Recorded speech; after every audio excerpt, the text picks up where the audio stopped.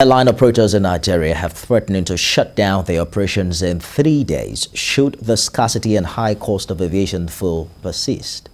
This comes on the day the aviation fuel marketers failed to convince the House of Representatives on reasons behind the rising cost of the product on a daily basis. We have details in this report. After last week's intervention by the House, this meeting is to review the progress that has been made and to hear from the marketers reasons behind the unabated rise in the price of Jet A1. Aviation fuel marketers tried without success to win the legislators to their side as they gave reasons for the persistent rise in price. They attributed the hike to the rise in dollar rate.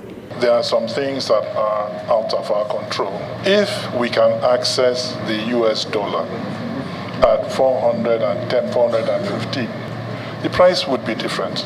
Until I specifically asked the other brother, the other side there, when he said they sold at the loss, I said, what was the unit cost at that time we were selling at loss?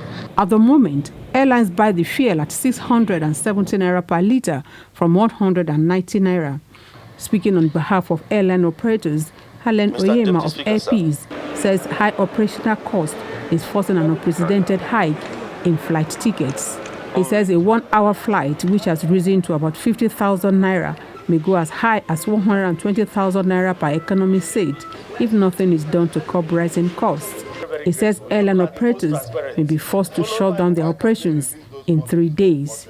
I have the mandate of every airline in this country to announce to you, sir, that if they can't come down from their rooftop, we have only 3 more days to be able to fly.